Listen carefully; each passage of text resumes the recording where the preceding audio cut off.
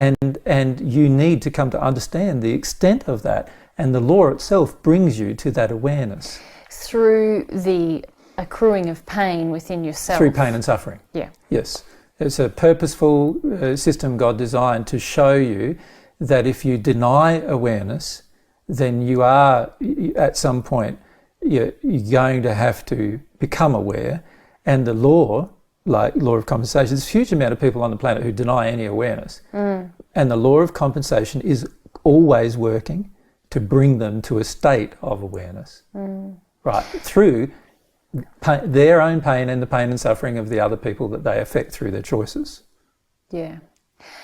Yes, the pain and suffering that they see around them is also a part of this law, isn't it? Yes. Yeah. And what do you think about this? I feel that at times, like I live with the law of compensation a lot, at times the pain that I feel through ignorance of the higher laws, or defiance, if you like, not ignorance. Yeah, sorry. I feel for most people it is defiance, not ignorance. Yep. Yeah, I didn't mean ignorance. I mean ignoring it, saying, up yours to the law, I'm not following you. Which is not ignorance, it's defiance. Yeah, it's defiance, that's why I changed my word. Rebellion. Yep. And so I feel a lot of pain.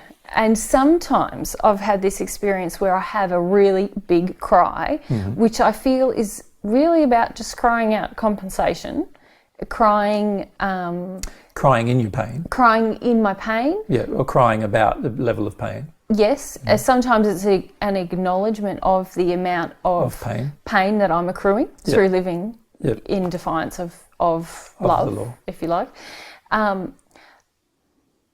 But, and maybe I'm skipping ahead, but unless I choose to start to obey some law, that cry is just really like a release valve, isn't it? And I keep moving on in life if I keep sinning. No, the cry is actually one of the compensatory effects Yes. of, in other words, one of the penalties. Yes. You will create sadness and you have to cry as a result of that sadness, and that will be one of the penalties of breaking the law. Yeah. So yeah, a lot of people's crying actually has nothing to do with repentance or forgiveness, but rather with the fact that they are actually just in a cycle of paying the penalty of their prior choices and decisions, which they don't want to change.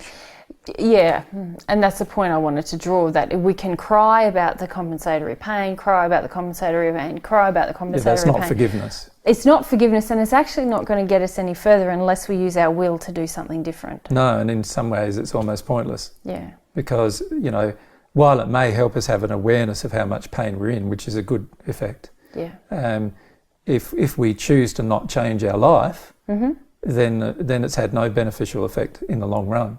Yeah. So what I see a lot of people doing is they have a cry about how bad things are. They don't change their life at all. And as a result, that particular cry had no opening, did not have any effect of opening their awareness. And the law of compensation is all about trying to help you overcome, become aware. Yeah. And so obviously there will be more things you choose to do out of harmony of love, which is going to cause more actions taken that are out of harmony with love and require a penalty, which will require more sadness to be felt, and then you'll cry more, and then eventually at some point you'll cry enough to realise that, hey, you need to make some different choices and take some different actions. Yes. And this is where I see a lot of people failing. They refuse to make a different choice or take a different action and choose love over an unloving, addictive choice or action. And as a result, they will have continuing penalties of tears, suffering, pain, personal body pain, suffering, and a lot of other consequences until they realise that actually not only do they need to, understand that, they're in pain, but they also need to have an awareness of the pain. And part of the awareness of the pain is the awareness of the sin that causes it. And they need to have an awareness of the sin in order for any future change to occur. And this is where I see most people failing when it comes to the law of compensation. Yeah, recently we were starting to prepare the material for the assistance group on God's laws, and I said that, oh my goodness, if we just if people just understood these laws, really, the operation from an emotional perspective, what's going on, wouldn't need any other assistance groups. No. And we could just do this one. You could just do one group. Pretty much. But from personal experience, we have to have some emotional opening. Of course, and that's why we've planned this group to be the third one rather than the first one, because there is a requirement of having an emotional openness to becoming aware of sin in order to fully understand law.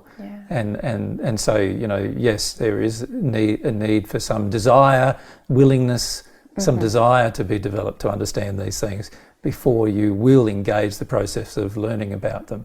But we could spend a solid 8 to 16 weeks just discussing the basics of law. And I'm talking about 5 hours, 6 hours a day for 16 weeks or so, just discussing the basics of the laws that we probably should understand if we really wanted to progress.